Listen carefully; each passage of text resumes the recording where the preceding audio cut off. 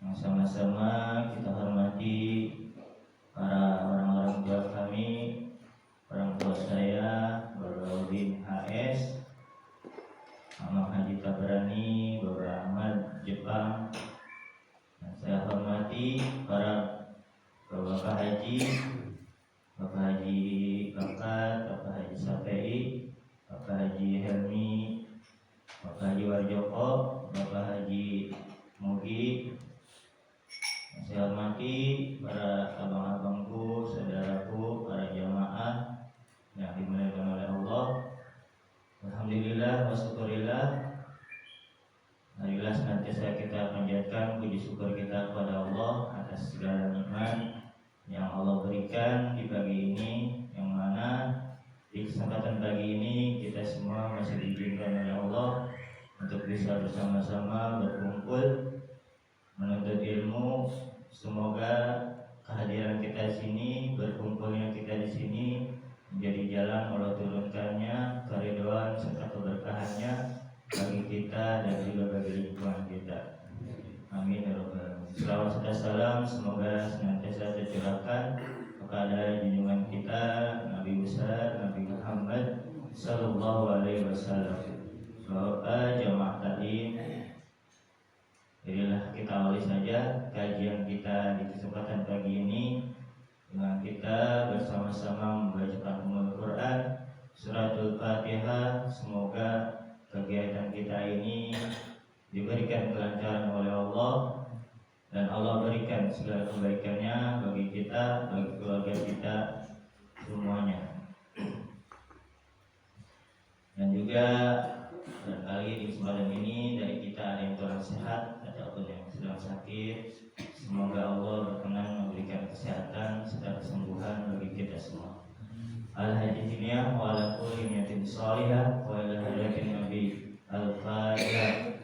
A'udzu billahi minasy syaithanir rajim. Bismillahirrahmanirrahim. Alhamdulillahi rabbil alamin. Ar-rahmanir rahim. Maliki yaumiddin. Iyyaka na'budu wa iyyaka nasta'in. Ihdinas siratal mustaqim. Siratal ladzina an'amta 'alaihim ghairil maghdubi 'alaihim waladdallin. Amin amin. Langsung saja kita dengarkan kajian ilmu dari guru kita. Untuk itu dengan segala hormat kepada guru kami dipersilakan.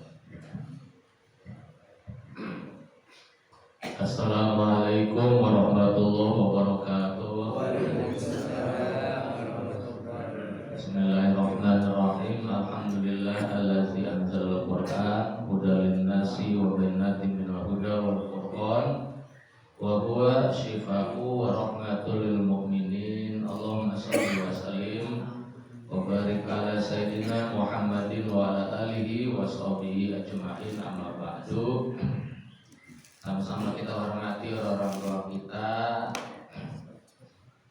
bil khusus Rohudin Haji Tabrani, Bapak Joko, Pak Haji Jilni, juga Kak Haji Mugiono, Ahmad Jepang, Bapak semuanya, para tangga Kang Labu Satu, serta saudaraku semuanya, jamaah Mushola Al-Inayah. Alhamdulillah subuh ini kita bisa hadir sholat berjamaah.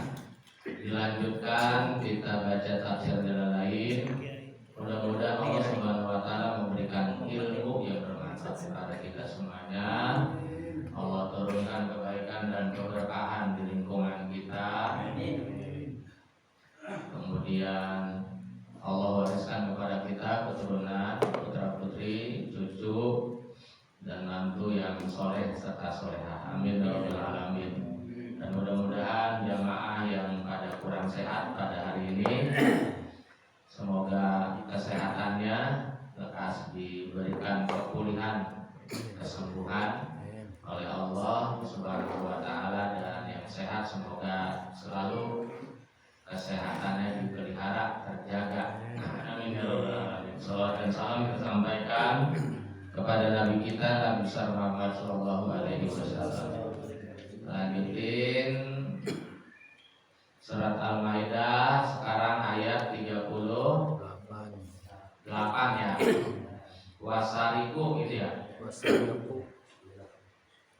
38 39.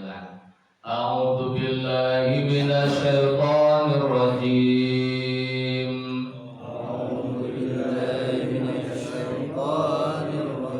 Bismillahirrahmanirrahim.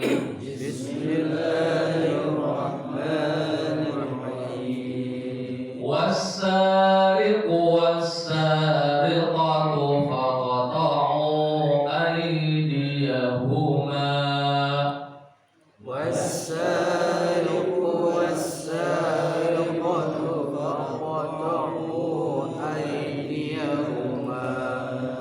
Jazaa'an bima kasaba nakalam minallah.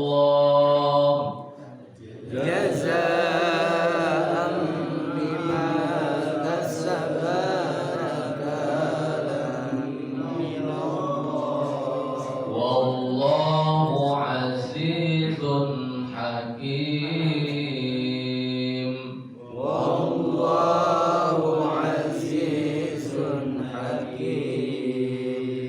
Faman taba min ba'di zulmihi wa aslaha fa innallaha yatubu alaihi.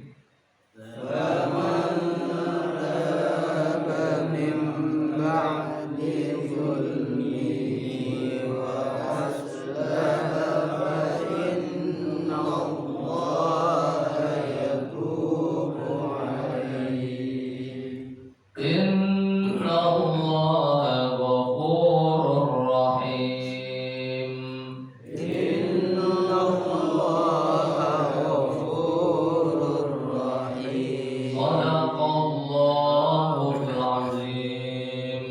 Shadaqallahul azim. Was-sariqu was-sariqatu faqta'u aydiyahuma jazaa'an bima kasaba nakalam minallah. Wallahu azizun hakim. Faman taba min ba'di zulmihi wa aslaha fa innallaha yatubu alaihi. Innallaha ghafurur rahim. Was-sariqu ada dua hukum. Yang pertama Alif lam. alif lam ya, yang kedua sahnya asli. Was-sariqu was-sariqatu faqta'u. Kalau falasuk surah faqta'u ya mad jaiz munfasil. Aydiyahuma madnya mad asli. Jazaa'an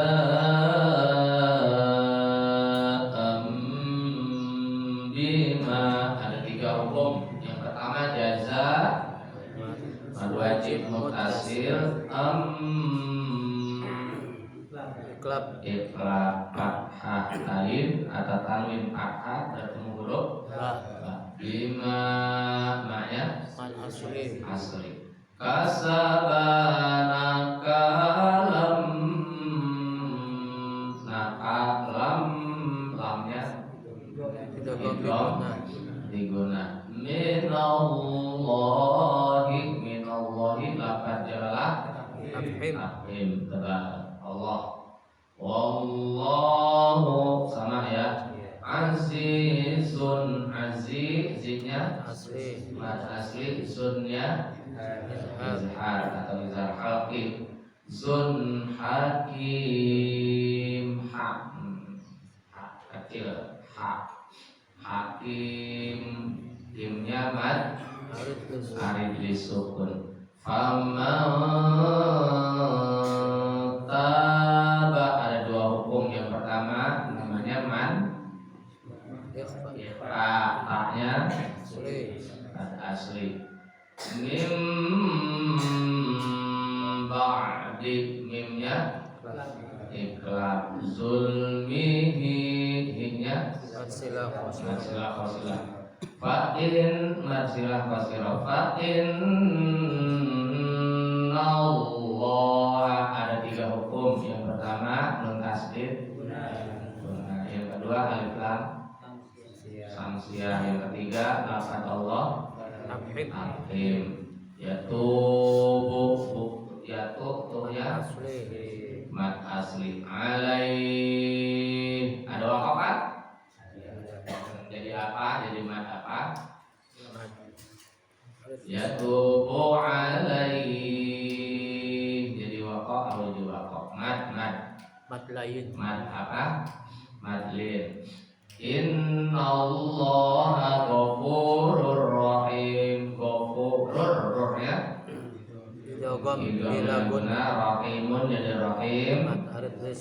Bismillahirrahmanirrahim. Qala al-musannif rahimahullah asy-syaikh al-Asyuti as-Sayyid al-Mahalib wa nafa'ana bima wa bi ulumi wa ghafara wa lima syainina wa lil muallimi khususan ya jamaah.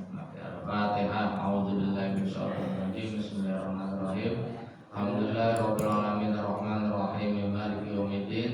Iyyaka na'budu wa iyyaka nasta'in ihdinas siratal mustaqim siratal ladzina an'amta 'alaihim ghairil maghdubi 'alaihim waladdallin. Amin. Bismillahirrahmanirrahim. Wasariqu, dan pencuri laki-laki. Wasariqu, dan pencuri laki-laki. Wasariqatu, serta pencuri perempuan. Orang laki-laki dan orang perempuan yang mencuri, nyolong, nyopet, korupsi, sama baik.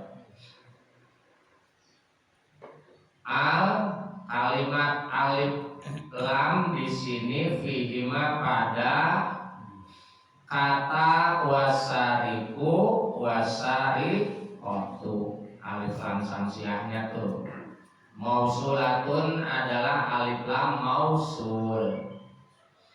Adalah alif lam mausul mubtadaun yang posisinya menjadi mubtada.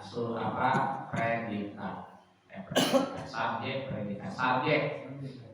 Walisabahihi, dan yang menyerupainya. Walisabahi, dan karena menyerupainya. Al di sini bisarti dengan kalimat syarat. Al di sini wasariku, wasariqatu itu menempati posisi syarat. Dakhala, maka masuk al-fa'u huruf fa fi khabarihi, pada khabarnya. Wa huwa, yaitu khabarnya faqatahu, kalimat faqatahu. Karena alif lam di sini adalah alif lam mausul, maka posisinya menjadi mubtada, subjek, maka predikatnya, khabarnya harus pakai huruf fa. Makanya kalimatnya faqatahu. Fa di sini ya. Fa di sini posisinya jadi khabar. Faqta'u, maka potonglah oleh kalian. Faqta'u, maka potonglah oleh kalian aydiyahuma, tangan kedua pencuri tersebut. Tangan kedua pencuri tersebut. Dulu nyolong, mencuri, nyopet, jambret sama aja kan ya. Kalau sekarang yang lebih besar namanya korupsi. Kalau korupsi biasanya berlaku di instansi di instansi pemerintahan. Kalau di instansi pemerintahan ya korupsi ya. Karena yang dicolongnya itu bukan duit seseorang, tapi duit negara mewakili rakyat. Kalau duit negara ya duit rakyat, begitu korupsi. Dipotong tangan, dan potong tangan ini bukan asli hukum Islam. Jadi potong tangan itu diadakan sebelum ajaran Islam datang, udah ada potong tangan. Dan ini dilakukan dulu pada suku Quraisy. Jadi suku Quraisy itu sebelum datang Islam, kalau orang nyolong hukumannya potong tangan. Dulu kejadian sebelum itu Duaid Maula namanya, Duaid Maula itu nyolong. Akhirnya diputuskan hukumannya itu potong tangan. Dan itu sebelum datang ajaran Islam yang dibawa oleh Nabi Muhammad SAW. Artinya hukum potong tangan ini disetujui akhirnya oleh agama Islam dan disempurnakan. Kalau dulu potong tangannya sebelum Islam itu agak kejam. Setelah ada Islam disetujui itu hukum potong tangannya. Kalau orang mencuri dia potong tangan, oke, disetujui, dimasukkan dalam hukum pidana Islam, tapi dengan adanya penyempurnaan, adanya syarat-syarat dan cara pemotongannya, gitu. Sehingga menghukum seseorang kalau berbuat pidana atau kriminal, ya, meskipun mencuri kemudian tidak memakai hukum potong tangan ini, ya nggak masalah. Seperti Indonesia, gitu. Karena memang aslinya potong tangan itu bukan dari murni asli dari Islam, cuma Islam menyetujui gitu. Dengan adanya potong tangan tersebut, dan ini dilakukan dulu di bangsa Arab sampai sekarang karena dia menganut hukum pidananya ini seperti itu. Kalau di Indonesia bukan hukum potong tangan, penjara kalau orang mencuri gitu ya, penjara. Jadi bukan berarti wah ini tidak sesuai dengan Islam, bukan tidak sesuai, tapi dilihat dari bobotnya. Kalau hukumannya setara, maka juga itu sudah memperlakukan hukum agama Islam. Karena pada akhirnya Islam itu membuat jerat hukumannya, termasuk hukum kisos. Kalau misalkan bunuh dibunuh, ya, potong tangan, digampar, gitu kan hukumannya. Itu namanya kisos. Kisos pun bukan murni dari Islam. Jadi adanya sebelum ajaran agama Islam. Ada ganti rugi, diat, itu juga bukan murni dari agama Islam. Jadi memang sebelum datang Islam, hukum itu sudah diberlakukan, dan setelah masuk agama Islam cuma menyempurnakan. Artinya budaya hukum di luar Islam kalau memang cocok diberlakukan dan pantas terlayak, Islam pun menyetujui, gitu. Islam pun menyetujui. Makanya di zaman Khalifah Umar bin Khattab ada orang mencuri tidak dipotong tangan, tapi dikerangkeng di penjara. Jadi jangan teriak-teriak Indonesia negara kafir karena tidak berdasarkan hukum Islam. Nah, ini orang yang nggak ngerti konstelasi hukum Islam pada dasarnya itu seperti apa. Nah, kalau di Indonesia memperlakukan hukumnya itu sudah sesuai, setara dengan hukum yang dikehendaki oleh Islam, jangan teriak Indonesia kafir, gitu. Karena Islam itu tidak mengajarkan membangun sebuah negaranya dinamakan negara Islam, gitu ya. Maksudnya yamin akulin, tangan kanan masing-masing minhuma dari pencuri laki-laki dan perempuan tersebut, minal koi dari pergelangannya, tangan kanannya. Jadi dulu begitu, langsung dipotong pergelangan tangan kanan. Wa bayyana fi sunnah, dan kemudian hadis Nabi Muhammad menjelaskan analladzi bahwasanya alladzi yang yuqtahu harus dipotong fihi pada tangannya rubu'u dinarin, jika mencurinya itu seperempat dinar, seperempat uang dinar, fasoida atau lebih. Nah, karena sebelum agama Islam pokoknya mencuri itu potong tangan, tapi setelah ajaran agama Islam datang, oke, itu disetujui karena itu bagus membuat jerak pencuri, tapi ada syarat-syaratnya. Tidak semua mencuri itu ya harus potong tangan. Ada syaratnya. Kalau di Islam itu mencurinya itu harus seharga seperempat dinar. Dinar itu dulu uang emas. Jadi kalau mencuri seperempat dari emas, ya seperempat dari gram dari emas, ya itu udah kena hukum potong tangan. Kalau sekarang kan 1 gram emas itu berapa? 1 juta berapa? Hampir 2 juta ya? 98 betul Bapak. Iya. Ya seperempat dari itu berarti berapa ratus ribu? 500-an lah. 500. Iya. Kalau sekitaran segitu, karena kalau cuma 50 ribu gitu, jangan dipotong tangannya gitu, karena nggak masuk persyaratan gitu. Jadi ada ini. Jadi mulai misalnya dari 500 ribu atau 600 ribu ke atas, mau sejuta, mau ratusan juta, mau miliaran, ya itu diberlakukan hukum itu di Islam. Menyetujui hukum sebelum Islam.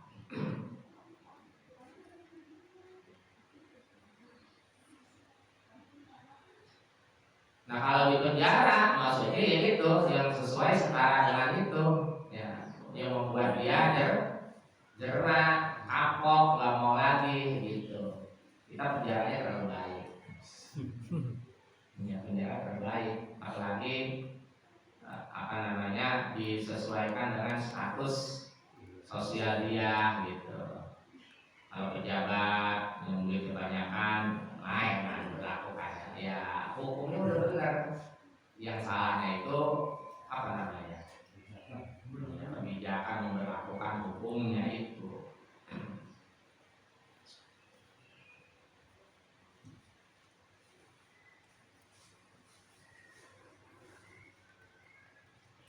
Wa annahu, dan bahwasanya idza apabila ada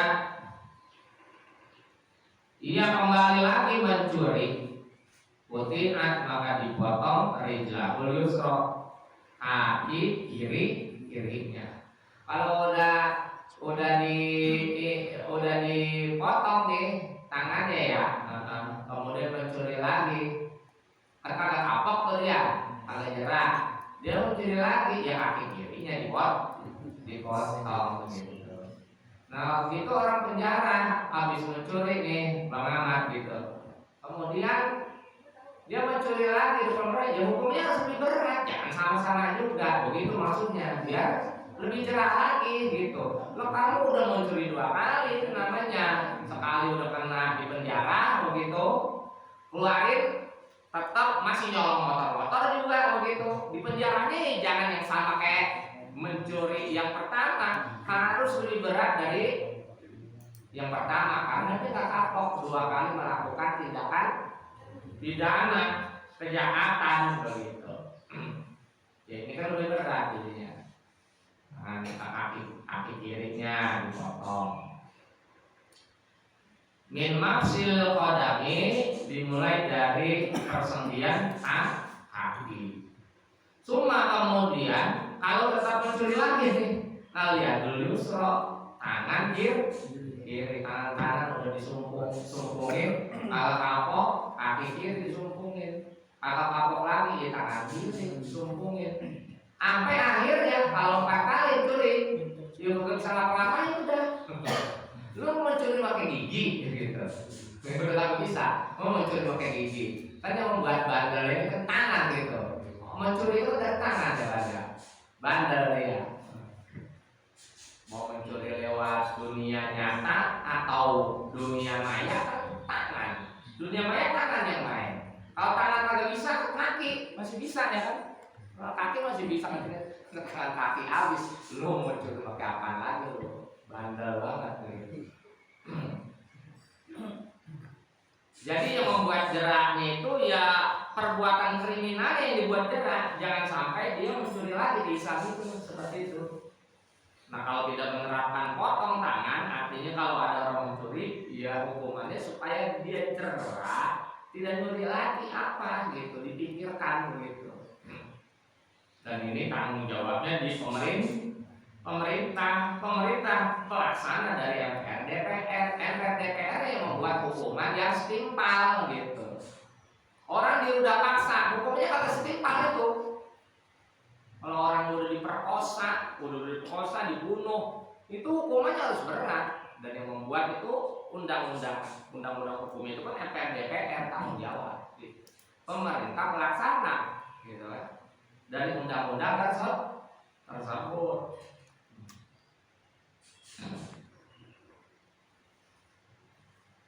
Suma kemudian kalau kapok lagi mencuri lagi yang keempat kali, rijlul aki anak bapak dan zalika, dan setelah itu masih mencuri juga. Udah habis tuh tangan kanan kiri, kaki kanan kiri habis. Gak ada apa-apa juga masih mencuri, ada kotak kriminal ini. Lu ajar tuh baru dihukum yang setimpal apa di kerangkeng seumur hidup gitu. Di penjara seumur hidup. Jadi gitu tuh ya. Jadi Islam itu sebetulnya mengambil budaya hukum ya, kemudian diperkuat. Oh ini cocok bagus. Dilaksanakan di Islam, kemudian diperkuat, disempurnakan, diperbaiki. Jazaan hal tersebut nih, potong tangan tersebut dan seterusnya tadi sebagai balasan. Musibah kalimat jazaan di sini dibacanya fathah al-masdari karena posisinya sebagai masdar. Bima sebab pidana kriminal kasabah yang dilakukan oleh pencuri laki-laki dan perempuan tersebut. Nakalan sebagai siksaan, ukubatan sebagai siksaan, lahuma buat mereka berdua. Ini jadi dilakukan ini sebagai hukuman dan siksaannya minallah dari Allah. Wallahu sedangkan Allah azizun maha perkasa. Padahal Allah kalau memberlakukan hukum lebih kejam lagi ya bisa gitu. Tapi disesuaikan hukumnya itu dengan peraturan dari manusia itu sendiri. Karena manusia dikasih otak, akal, budaya yang bisa menilai, menganalisis hukuman apa nih yang sesuai gitu ya. Hukuman apa nih yang sesuai. Jadi akhirnya kembali lagi nanti ke ke hakim. Hakim yang memutuskan. Kemudian jaksa yang menuntut. Hakim sebagai kebijakan hukumannya yang sepadan, yang setara apa? Ghalibun yang mendominasi Allah itu ala amrihi atas urusannya. Hakimun, tetapi Allah juga di samping itu juga maha bijaksana fil khalqihi terhadap para makhluknya. Lanjut, faman maka siapa saja taba yang bertaubat mimba dizulmihi setelah melakukan kejahatan, setelah kejahatannya roja'a dia kembali anis sarikoti meninggalkan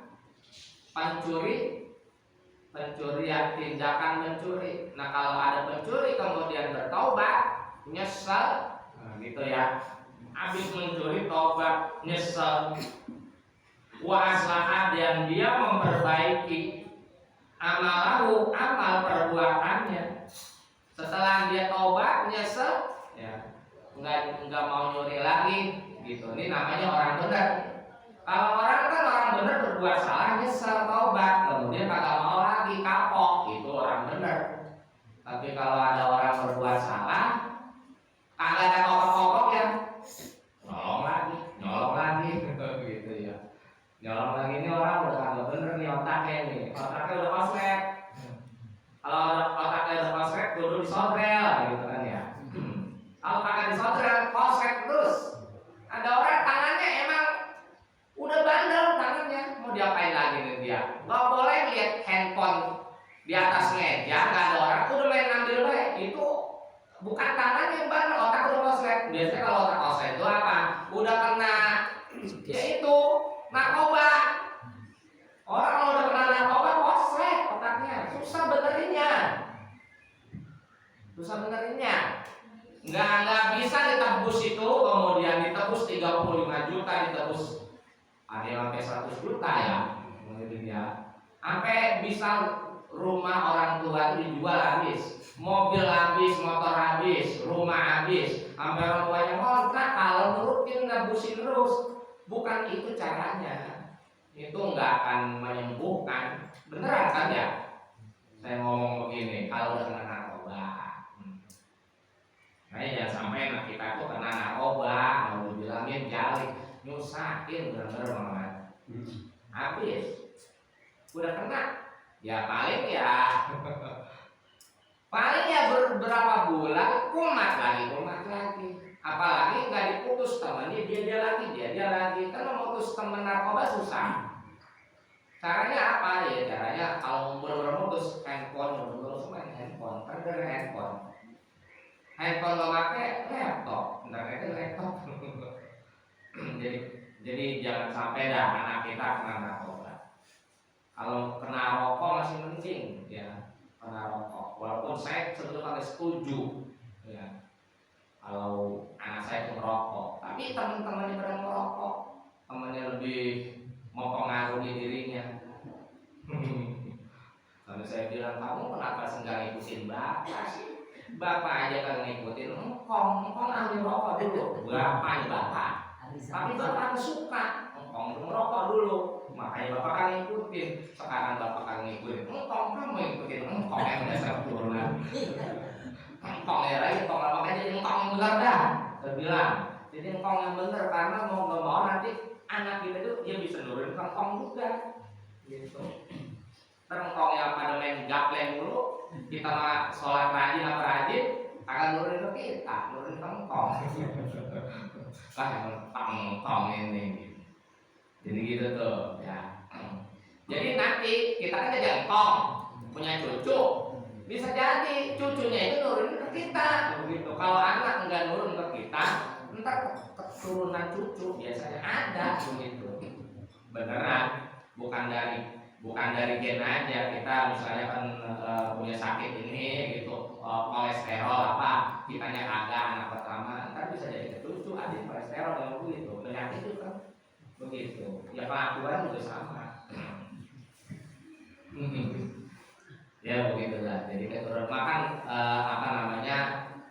orang menikah kan ada yang dilihat nasabnya dulu gitu. Keturunan itu keturunan siapa? Aduh.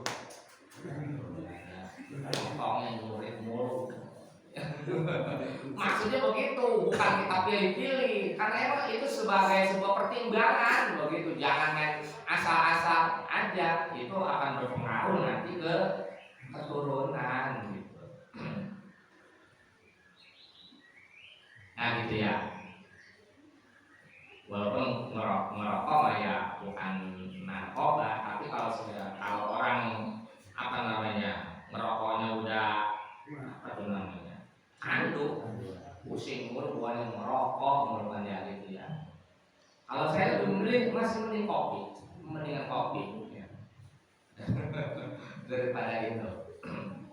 Sebab merokok itu ininya bakal dalaman kita nanti. Tapi alhamdulillah engkong saya itu dalamannya kagak, dia dari dokter mana juga ya. Sampai kagak percaya tuh dokter disuruh spesialis paru apa emang bersih dia mah. Padahal lu ahli rokok gitu. Amalannya apa itu? Perlu ditanya gitu. Cuman bongeknya karena keturunan dulu engkong ya mbak saya emang bongek. Perempuan kadang-kadang bongek, mati mah kagak dan nurutin. Bapak ama abang kayak dulu, Bang Muhammad bongek banget dia mah. Bang Muhammad tuh parah dia mah bongeknya. Saya tahu dari situ. Nah itu gen ya kan ya, turun penyakit gitu. Nah itu perlu minta ilmu tuh Bang Yudin tuh. Merokok tapi kagak kena dalaman begitu. Biasanya kalau orang merokok dalaman nggak kena gitu. Kalau saya dari kiai, kalau yang ahli merokok nih ya, yang merokok nih, kalau saya kan kagak. Itu dikasih amalan dari supaya dalamannya aman gitu, nggak kena paru-paru, nggak kena jantung, nggak kena, bersih. Merokok tapi bersih. Itu ada amalannya, itulah tudrikul absaru bahwa yudrikul absara bahwa latiful. Itu gitu amalan itu 300 setiap hari itu dijibili yang merokok itu. Kalau udah ngamal itu lu merokok sampai berbungkus-bungkus aman. Saya kadang dia nggak tahu merokok aja tahu amalannya. Kalau mau bersih itu sebenarnya nah itu dari kul absoro bahwa itu dari kul absoro bahwa latiful kalau dalamannya bersih gitu. Ntar nggak ada deteksi dokter begini, bapak kan merokok ya pasti begitu, padahal kita ahli merokok. Tapi yang dokter paling tahu emang udah begini juga, maka aku atur. Yang ini, oh udah tahu dia merokok ya. Gitu.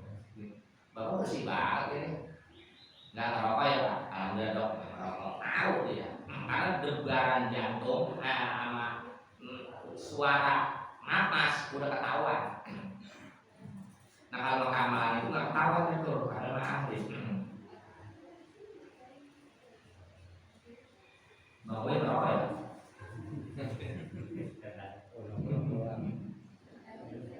Nggak apa sih ya. Merokoknya habis gajian doang. Kalau nggak apa-apa. Mang Tabor ini nggak merokok ya. Tapi belum kong lagi sih merokok ya. Hah? Oh iya, zaman dulu mah linting gitu ya. Lebih aman sebetulnya yang tembakau itu lebih aman. Dan sekarang itu perempuan pada merokok, perempuan. Jilbab cuman aksesoris, saya mau udah kagak percaya. Mau perempuan jilbab mau kagak, saya mau udah pandang sama baik. Ya, bukan dari jilbabnya saya mah memandang. Malah yang berjilbab pada merokok, yang kagak berjilbab kagak malah. Udah tahu gitu. Gue udah tahu mainnya di mall-mall atau di kafe-kafe.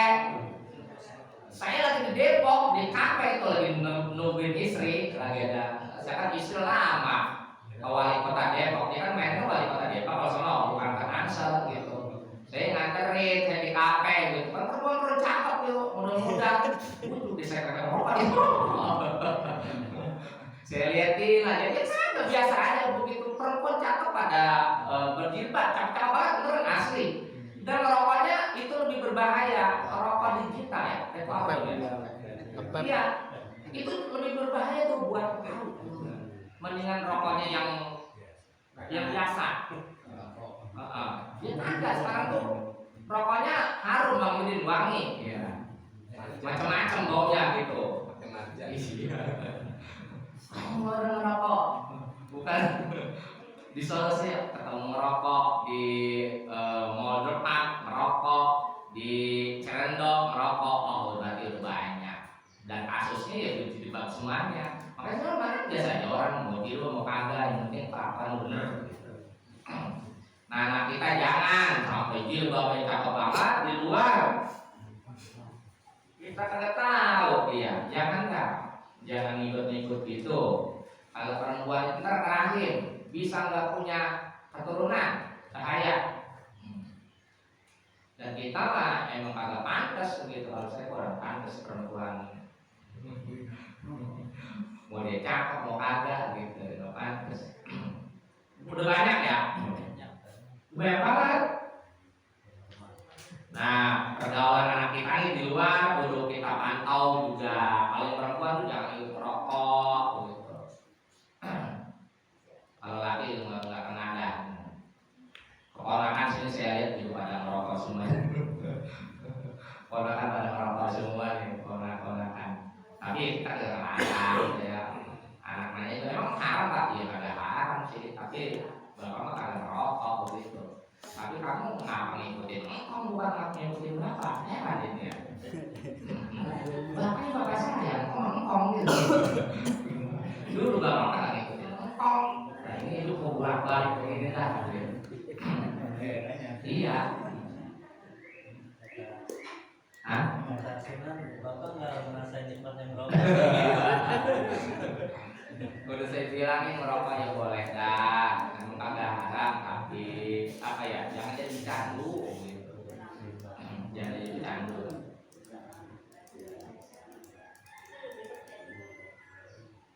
Soalnya saya kena kopi aja parah, yang dulu nggak kena kopi, hidup saya normal. Dulu nggak kena kopi, hidup saya normal, Bang Yudin. Nggak ada pala puyeng-puyeng itu karena saya minumnya air putih terus. Nggak kena goda saya, nggak kena goda sama orang ngopi mau apa, bodo amat kata dia.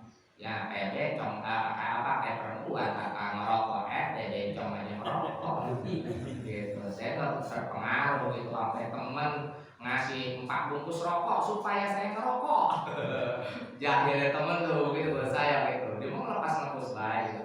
Nggak apa-apa, lu ngerokok aja depan muka gua asap rokok semuanya juga yang pada ngerokok, nggak doyan gitu. Susah sih kalau orang nggak doyan ya. Kopi akhirnya kena gitu. Udah ada temen kopi, tapi akhirnya begitu kalau nggak kena kopi puyeng ya Pak. Iya, jadi penyakit juga itu. Jadi penyakit juga kopi. Beneran. Sama juga ya. Hah? Sama juga. Enggak kopi kita mau. Yang sudah murni. Dari sini ya. Dari sini. Kalau sakit Iya. Jadi tuh kalau udah balik ke bapak gua kudu ngopi ini sekarang. Nah itu narkoba begitu tuh, lebih kejam dari itu. Narkoba mah menggigil, sakit. Makanya kalau orang tua maaf kalau ada anak udah kena narkoba, biarin lu sakit, mampus udah tuh. Karena dari situ bisa sembuh. Kalau kasihan, air dikasih lagi, ya itu penyakit racun. Kalau narkoba kan racun ya. Kalau ini kan dibilang kopi racun apa ya? Bukan ya. Jadi kalau kopi mah ada manfaat sebetulnya mah. Akhirnya saya jadi ahli ngopi juga sekarang mau.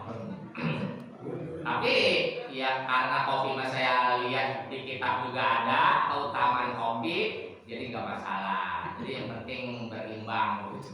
Jangan subuh-subuh udah ngopi, kemudian jam 6 ngopi lagi, ntar jam 9 ngopi, ya pantas lu sakit, badan rusak.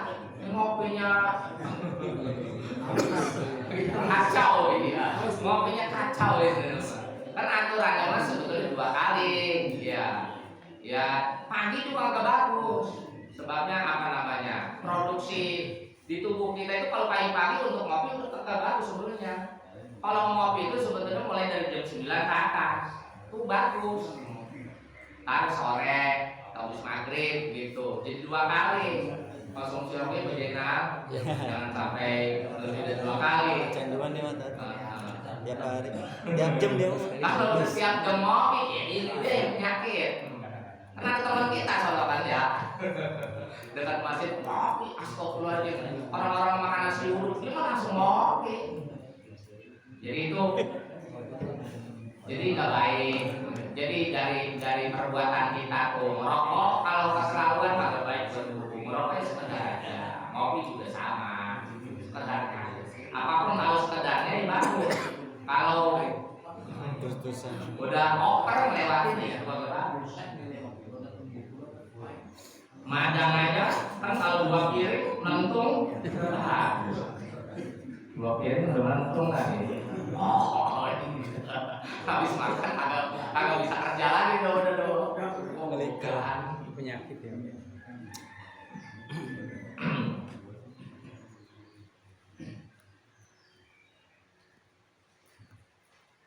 Fa'inna Allah, maka sesungguhnya Allah ya tubuh alaihi itu ya menerima taubatnya. Allah baik banget.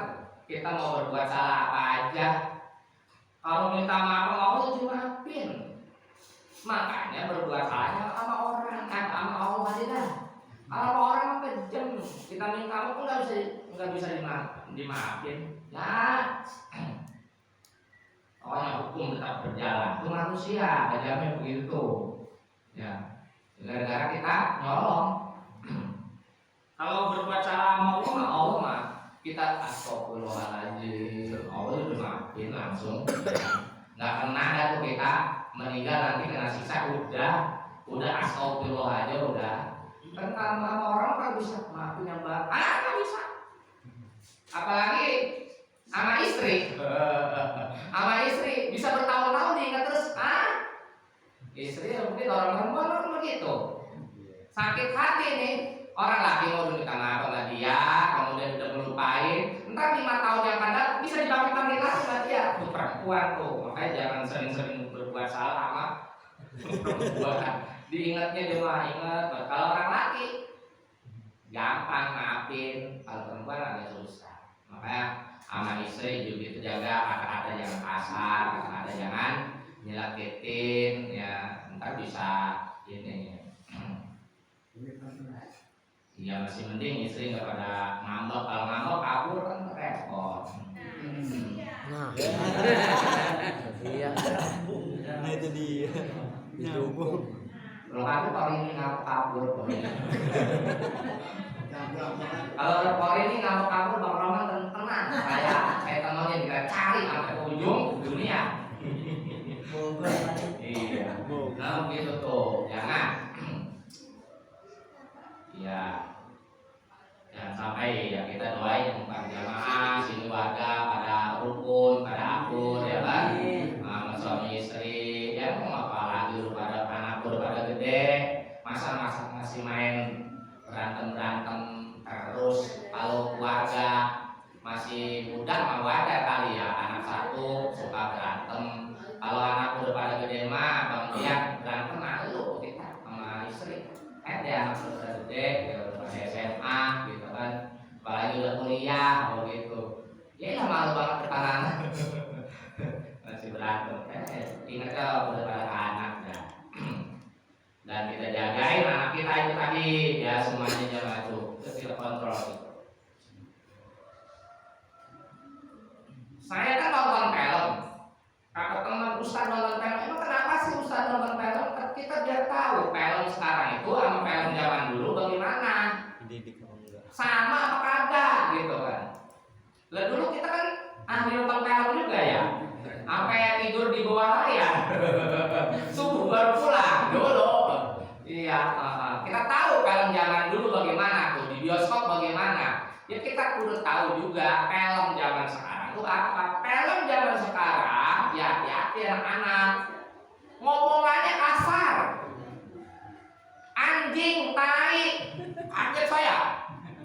Padahal film serem itu, film lucu tapi ngomong kasar banget. Wah ini nggak pas, agak pas buat anak kita gitu. Sebab kalau anak kan mirip nonton gitu. Lah bener sekarang anak sekolah ngomong kayak gitu. Anjing, tai. Apa lu anjing? Kaget saya tuh. Awas ya kamu ya. Kelas 2 itu begitu tuh. Berlaku kelas 6 sama. Waduh, SMA saya tahu deh. Ya itu omongan begitu tai anjing. Wah, bahaya. Terus apa? Banyak omong kasar yang lain. Wah, ini kagak senang nih. Berarti kalau mau ngomongin film, ya kudu difilter kita.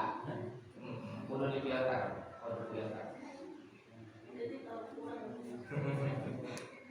Gitu. Jadi film-film horor hindarikan mendingan. Karena kata-katanya kasar banget tuh. Dan saya nonton film yang bukan horor, ya.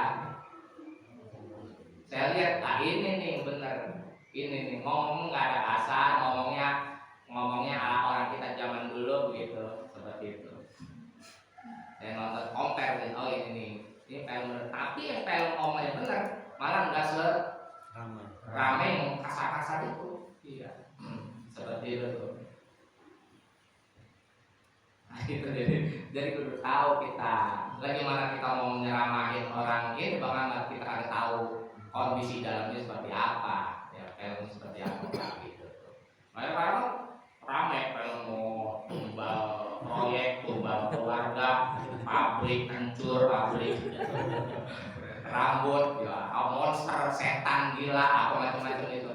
Nah itu tuh, kudu pendampingan, ya, kudu pendampingan. Karena sekarang Netflix di handphone bisa, Netflix di handphone, terus aplikasi film banyak di handphone, ya kan?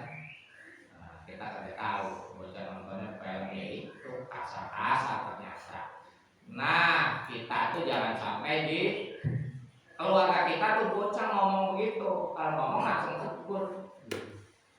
Di sini mah jangan ngomong kasar-kasar, seperti itu. Nah, saya mah langsung saya tegur anak ngomong begitu. Kamu ngomong apa sih, kata pansi gitu. Jadi tegur aja anak kita. Emang kalau yang mau negur anak kita siapa?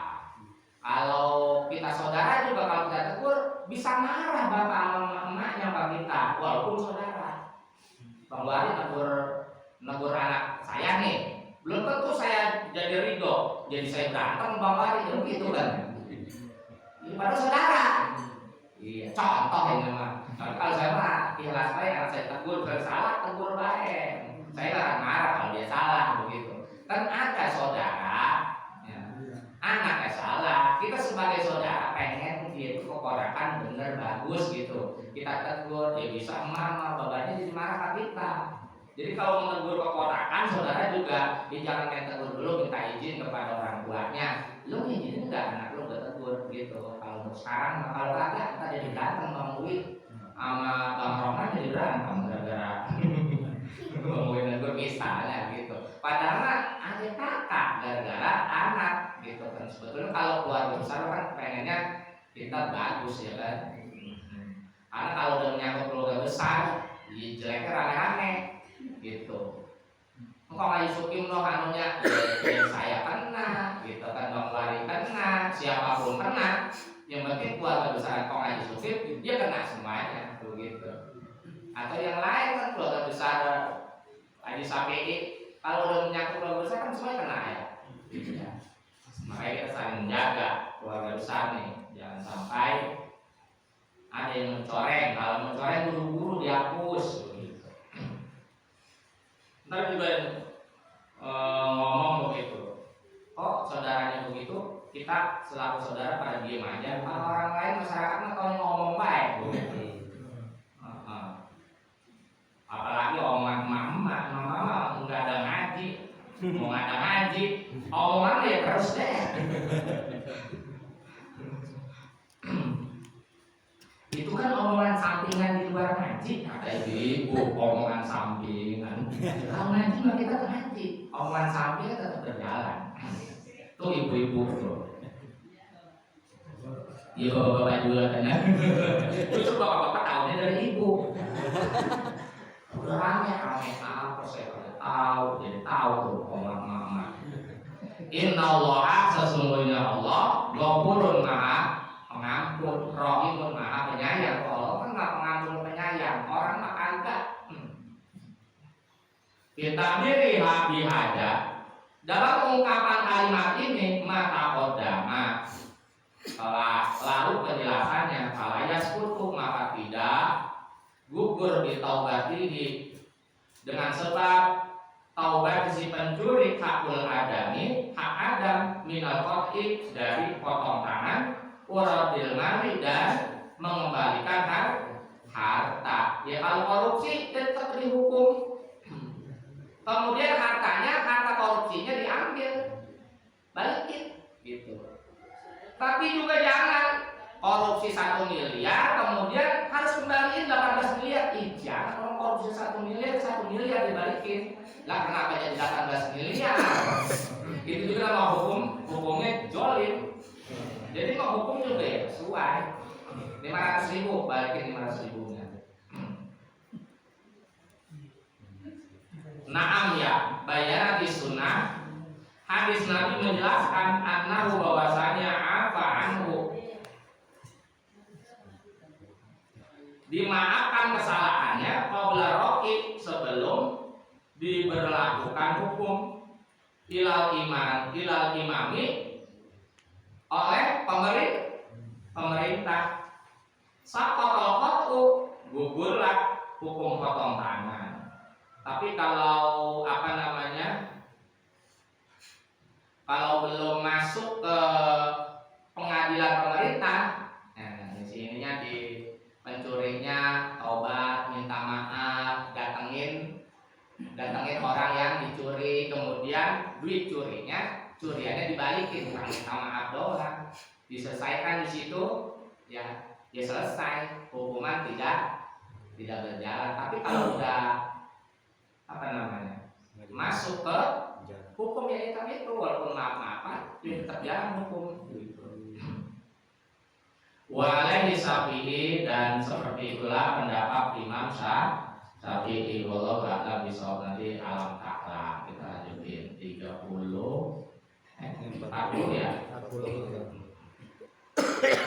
Hari Sabtu besok libur Lebaran Idul Adha, ya kan. Lagian saya juga insya Allah mudah-mudahan sehat nganterin keponakan si Muki asik, bahkan juga ingat ya masanya. Jadi kemana Pemdong ya. Iya, ya harus sendiri juga sepi soal anak loh. Kagak enak temen enggak rame. Insya Allah ya, jadi libur Sabtu ya yang pada libur panjang kan mulai dari Rabu ya kan ya. Rabu, Kamis, Jumat, Sabtu, Minggu, Senin libur juga. Jadi ya Pak Juwarno bisa pulang kampung Pak. Nanti juga ngaji di sana minggunya juga diliburin. Insya Allah ya libur dah pada ini dulu.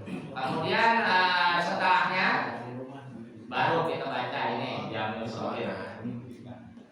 Jadi setelah libur nanti kan masuk bulan Juni ya. Juni baru dah kita baca hadisnya.